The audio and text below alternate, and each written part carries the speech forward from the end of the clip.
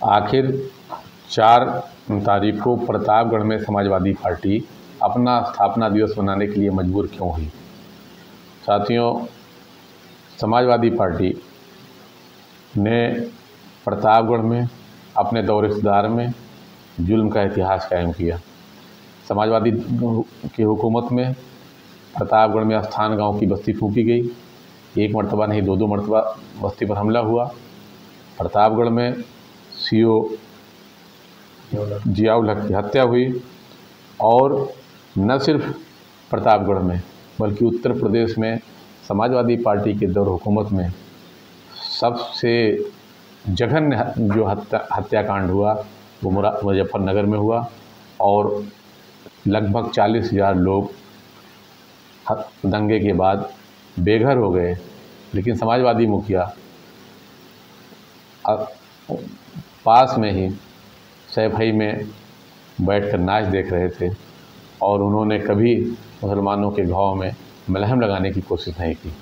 आज समाजवादी को इस बात का डर है कि प्रतापगढ़ में मजलिस इत्तेहादुल मुस्लिमीन की एक ताकत उभर रही है और ये ताकत न सिर्फ प्रतापगढ़ में बल्कि पूरे उत्तर प्रदेश में, मैं चूँकि पूर्वांचल अध्यक्ष हूँ, पूरे पूर्वांचल में आज मजलिस इत्तेहादुल मुस्लिमीन एक मजबूत ताकत के रूप में उभर रही है। बावजूद अपनी पूरी कोशिश के जब समाजवादी पार्टी को मुसलमानों का वोट खसकता हुआ दिखाई पड़ रहा है तो शुरुआत अखिलेश यादव जी प्रतापगढ़ से कर रहे हैं, इसलिए कि पूर्वी उत्तर प्रदेश में मजलिस इत्तेहादुल मुस्लिमीन की ताकत प्रतापगढ़ से ही पनपी है। मैं ये विश्वास दिलाना चाहता हूँ कि मुसलमान जनाब बैरिस्टर असदुद्दीन ओवैसी साहब को अपना नेता मान चुका है और इस लोकसभा इलेक्शन में 2024 में जो लोकसभा इलेक्शन होने जा रहा है, इस इलेक्शन में पूरे पूर्वांचल में मजलिस इत्तेहादुल मुस्लिमीन की एक मजबूत ताकत के रूप में उभरेगी और समाजवादी पार्टी इस हैसियत में नहीं है कि पूरे पूर्वांचल में अपना खाता खोल सके।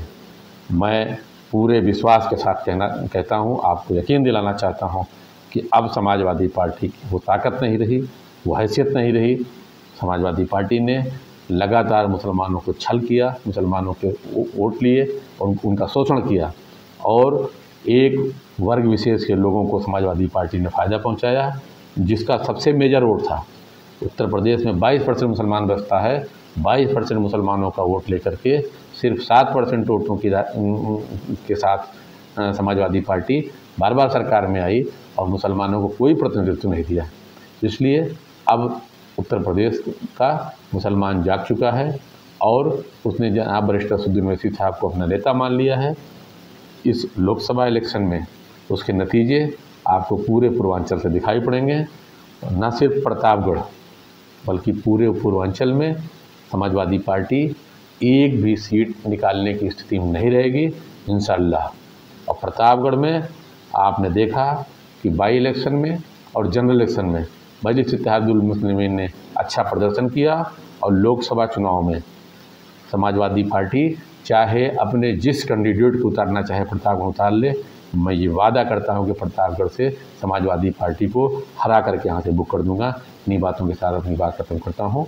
मैं इसरार अहमद, पूर्वांचल अध्यक्ष मजलिस इत्तेहादुल मुस्लिमीन